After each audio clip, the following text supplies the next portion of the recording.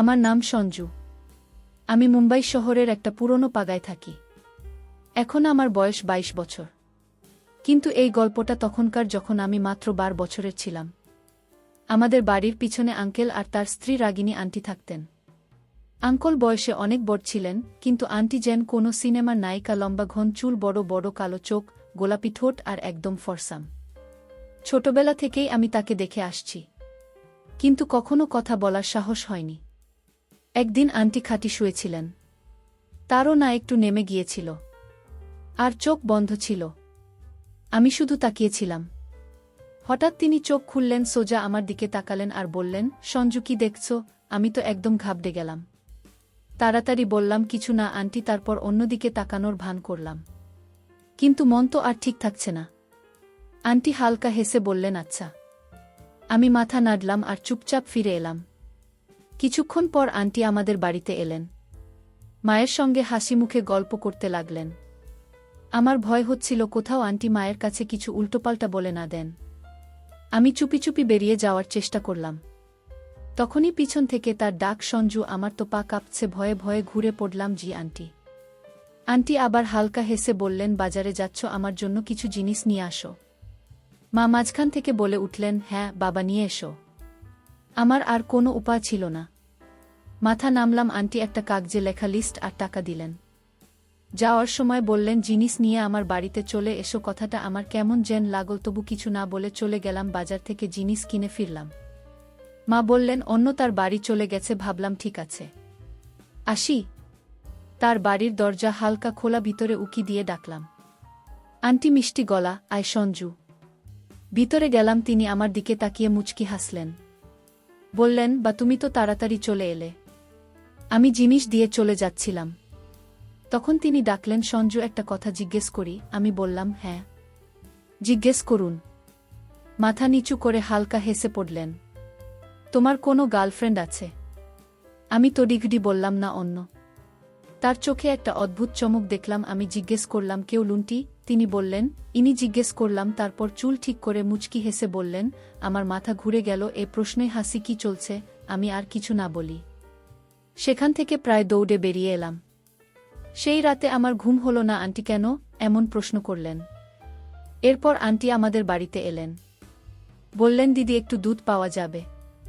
মা বললেন, এখন গ্যাসে রেখেছি, একটু পর নিয়ে যেও। আন্টি বললেন, ঠিক আছে দিদি। তিনি চলে গেলেন। তখনই মা ডাকলেন, সঞ্জু। আমি বেরিয়ে এলাম। মা বললেন, রান্নাঘর থেকে দুধ নিয়ে আন্টির বাড়ি দিয়ে আয়। আমার হাত পা ঠান্ডা হয়ে গেল। আবার আন্টির বাড়ি যাওয়া মানে তার প্রশ্নের হাসির মুখোমুখি হওয়া। মাকে না করতে পারলাম না। দুধ নিয়ে ধীর পায়ে তার বাড়ির দিকে গেলাম। দরজা আবার হালকা খোলা, ভিতরে উকি দিয়ে ডাকলাম, আন্টি। মিষ্টি গলা, আয় সঞ্জু। ভিতরে গেলাম। তিনি আমার দিকে তাকিয়ে হাসলেন। বললেন, এত দেরি করলে? আমি দুধের বাটি দিয়ে বললাম, মা একটা কাজ দিয়েছিল, তাই। তিনি বাটি নিয়ে বললেন, আচ্ছা শোনো। আমি তড়িঘড়ি বললেন, গানটি। তিনি হালকা হেসে বললেন, তোমার সত্যি কোনো গার্লফ্রেন্ড নেই? আমি মাথা নাড়লাম না। তিনি কয়েক সেকেন্ড আমার দিকে তাকিয়ে রইলেন। তারপর ধীরে ধীরে বললেন, আচ্ছা, কাউকে পছন্দ করো? আমার মনে হলো প্রশ্নের বৃষ্টি হচ্ছে। মাথা নিচু করে বললাম, না, এমন কিছু নেই। তিনি একটা হালকা নিঃশ্বাস ফেলে আমার দিকে ঝুঁকে বললেন, তাহলে একটা গোপন কথা বলবে? আমি একটু ঘাবড়ে গিয়ে বললাম, কি কথা আন্টি? তিনি আমার চোখে চোখ রেখে ধীরে বললেন, যাকে পছন্দ করা হয় তাকে কখনো বলতে হয় না। সামান্য মানুষ নিজেই বুঝে নেয়। আমার বুকটা ধাস ধাস করতে লাগল। এটা কি হচ্ছে? আন্টি দুধ গ্যাসে রেখে মুচকি এসে বললেন, যাও, মাকে বলে দিও দুধ রেখে দিয়েছি। আমি কিছু না বলে তাড়াতাড়ি বেরিয়ে এলাম। সেই রাতেও ঘুম হলো না। অন্য কি মজা করছিলেন না অন্য কিছু, আমি এপাশ ওপাশ করছি। হঠাৎ ফুল একটা মেসেজ এলো, অচেনা চেনা নম্বর। ঘুমিয়ে গেল সঞ্জু আমার গায়ে কাটা দিল। এত রাতে কে কাপাহাতি লিখলেন? কে? কয়েক সেকেন্ড কোনো উত্তর নেই। তারপর আরেকটা মেসেজ, চিনে নাও। আমার মাথা ঘুরছে, কি হতে পারে? বন্ধুরা মজা করছে, কিন্তু এই নম্বর তো চেনা নেই। একটু ভেবে সাহস করে লিখলাম, অন্য। মেসেজ টাইপ হচ্ছে, দেখলাম আমার বুকের ধড়কও বাড়ছে। তারপর মেসেজ এলো, হ্যাঁ। রাগ করলেন না তো? আমার হাতটা অবশ হয়ে গেল। এটা কি হচ্ছে? আমি ধীরে লিখলাম, না, কিন্তু আমার নম্বর পেলেন কিভাবে? উত্তর হলো, তোমার মায়ের কাছ থেকে নিয়েছি, বলেছি কোনোদিন তোমাকে জিনিস আনতে বলতে পারি, তাই নম্বর লাগবে। আমার মাথায় ঝড় উঠল। মা না ভেবে নম্বর দিয়ে দিয়েছেন।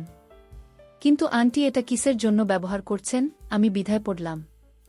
তখন আরেকটা মেসেজ শোন। কাল সন্ধ্যায় ছাদে এসো, কথা আছে। আমার হাত পা ঠান্ডা। কি কথা? উত্তর লিখতে যাচ্ছি, তখন আরেকটা মেসেজ, ভয় পেও না, কিছু ভুল বলবো না, শুধু কথা বলতে চাই। অন্য কি চান? সাহস করে লিখলাম, ঠিক আছে। আন্টির শেষ মেসেজ, ভালো তাহলে কাল দেখা হবে। সঞ্জু পরদিন সকালটা স্বাভাবিকভাবেই কাটল, কিন্তু মনটা সারাদিন উসকুস করছে। সন্ধ্যের অপেক্ষা আর সঙ্গে একটা অদ্ভুত ভয়।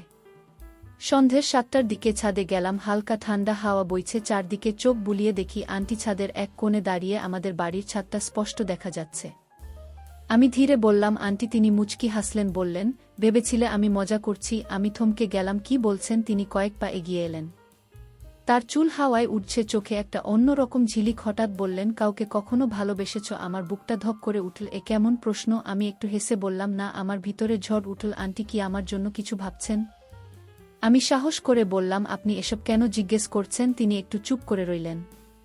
তারপর ধীরে বললেন, কখনো কখনো কারো সঙ্গে কথা বলতে ভালো লাগে। যদি সে তোমাকে বোঝে তাহলে আরও বেশি। আমি কিছু বলতে যাচ্ছিলাম। তিনি মাথা নেড়ে বললেন, কিছু সম্পর্ক বলা হয় না। আর কিছু কথা শুধু অনুভব করার জন্য, বলার জন্য নয়। তার এই কথা আমার মাথায় ঘুরতে লাগল। এটা কি বন্ধুত্বের কথা নাকি অন্য কিছু? তিনি একটা লম্বা নিঃশ্বাস ফেলে বললেন, যাও মা, খুঁজবে। আমি মাথা নাড়লাম আর ফিরে এলাম। কিন্তু ভিতরে একটা হলচল শুরু হয়ে গেছে। যা হচ্ছে তা কি শেষ হবে নাকি চলবে? সেই রাতে আবার বেচাইনি। আন্টির কথাগুলো মাথায় ঘুরছে। কিছু সম্পর্ক বলা হয় না। আমি কি বেশি ভাবছি নাকি আন্টি সত্যি কিছু বলতে চান যা সরাসরি বলতে পারছেন না? পরদিন সকালেও মনটা উদাস। দুপুর পর্যন্ত আন্টিকে দেখলাম না। সন্ধ্যায় আমি বাড়ির বাইরে দাঁড়িয়ে হঠাৎ পিছন থেকে ডাক, সঞ্জু। ঘুরে দেখি আন্টি মুচকি হাসছেন। বললেন, বাজারে যাচ্ছ? আমি বললেন, হ্যাঁ, কিছু জিনিস আনতে হবে। তিনি 5 থেকে 20 টাকার নোট বের করে দিলেন। বললেন, আমার জন্য জিনিস নিয়ে এসো। আমি চুপচাপ নোট নিলাম। কিন্তু এবার তিনি যাওয়ার সময় ধীরে বললেন, শুধু জিনিস নিও না, সন্ধ্যায় ছাদে এসো, কথা আছে। আমার বেচাইনি আরও বেড়ে গেল। তাড়াতাড়ি বাজার থেকে জিনিস নিয়ে তার বাড়ি দিয়ে এলাম। মা ভাবলেন আমি শুধু জিনিস দিয়ে এসেছি। সুযোগ পেয়ে ছাদে গেলাম। আন্টি আগে থেকেই দাঁড়িয়ে বললেন, ভালো করলে এসেছ। আমি ধীরে বললাম, কি কথা ছিল আন্টি? আমি রেলিং এ হাত রেখে বললেন, কখনো মনে হয়েছে কেউ তোমাকে বোঝে? কিছু না বলেও আমি বুঝতে পারলাম না কি উত্তর দেব। তিনি বলে চললেন, তার সঙ্গে কথা বলতে ভালো লাগে। আমার বুকের ধড়কন বেড়ে গেল। এটা কি বলছেন? আমি কিছু বলার আগে তিনি বললেন, ভয় পেও না, আমি তোমাকে ভুল পথে নিয়ে যাচ্ছি না। আমি মাথা নাড়লাম। আমি বললেন, কখনো কখনো বয়স দিয়ে সঠিক ভুল ঠিক হয় না। মন ঠিক করে আমার মাথা ঘুরছে। আন্টি কি চান? আমি ধীরে বললাম, আন্টি আপনি। তিনি আমার কথা কেটে বললেন, যদি এসব তোমার অদ্ভুত লাগে আমি আর বলবো না, কিন্তু যদি তুমি এই কথাগুলো পছন্দ করো তাহলে আমাদের এই ছোট্ট গোপন বন্ধুত্ব হতে পারে। আমি ভাবলাম, যখন জাস নিজে ঘোড়ার কাছে আসছে তখন ছাড়া উচিত নয়। এই রাতে আমি নিজে থেকে আন্টিকে মেসেজ করলাম, আন্টি আমি আপনাকে পছন্দ করি। সঙ্গে একটা হার্ট ইমেজি। আন্টি ওপাশ থেকে হার্ট ইমেজি পাঠালেন। আমি লিখলাম, আন্টি এবার ইমেজির হার্ট নেই, আসল হার্ট চাই। তিনি বললেন, কাল দুপুর 1টায় বাড়িতে চলে এসো। পরদিন আন্টির বাড়ি গেলাম। আঙ্কেল বাড়িতে ছিলেন না। আন্টি তার ঘরে ছিলেন। আমি পৌঁছতে তিনি আমাকে জড়িয়ে ধরলেন। আমরা দুজনে অনেক গল্প করলাম, হাসলাম আর ক্লান্ত হয়ে ঘুমিয়ে পড়লাম। বিকেল 5টায় আমি বাড়ি ফিরলাম। তো বন্ধুরা, এটা ছিল আমাদের আজকের ছোট্ট গল্প। গল্পটা কেমন লাগল কমেন্ট করে জানিও। যদি পছন্দ হয় লাইক করো, বন্ধুদের শেয়ার করো। এরকম আরও মজার গল্পের জন্য আমাদের চ্যানেল সাবস্ক্রাইব করো আর একটু